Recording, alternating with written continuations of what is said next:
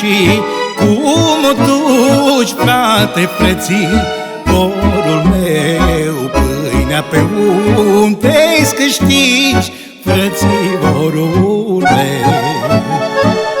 Așa frații mei mă întreabă, frate, frățiorul meu, când ne adunăm toți acasă, frățiorii mei.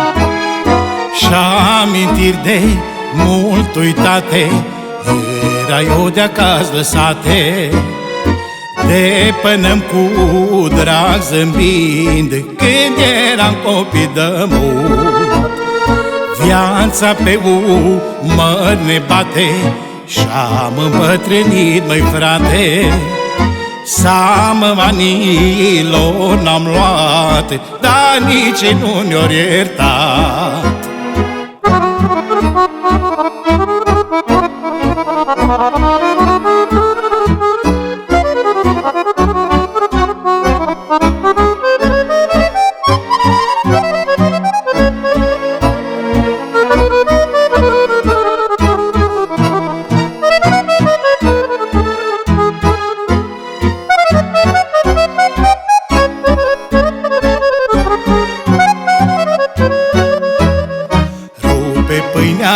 Măi, Ioane, frate, frățiorul meu, tu pentru că ești al mare, frățiorul meu.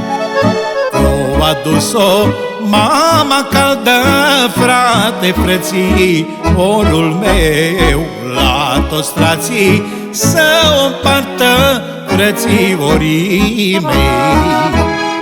Prima dată ea Ilie, la fel ca în copilărie, îl mic și mai răsfățat, dar de acum e bărbat. Mijlociu, tot cu minte, răbdător ca și înainte, ne uităm unii la alții, cam îmbătrânit toți frații.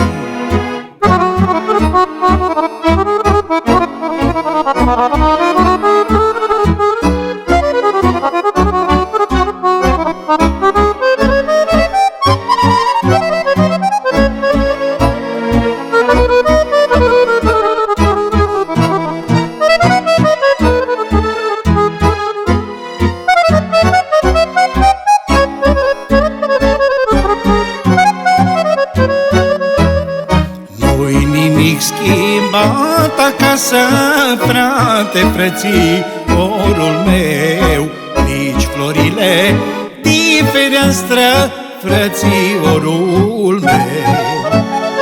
Nu mama mai căruțită, frate, frățiorul meu, și poarta un pic căzută, frățiorul meu.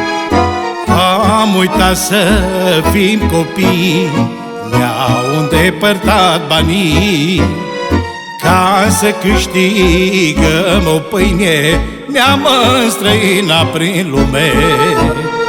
Și-amintiri de mult uitate, era eu de acasă lăsate, depănam cu drag zâmbind, când eram copii de mult.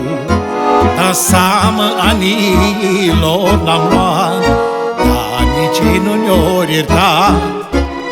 Timpul pe umăr ne bate și-am îmbătrânit, măi frate.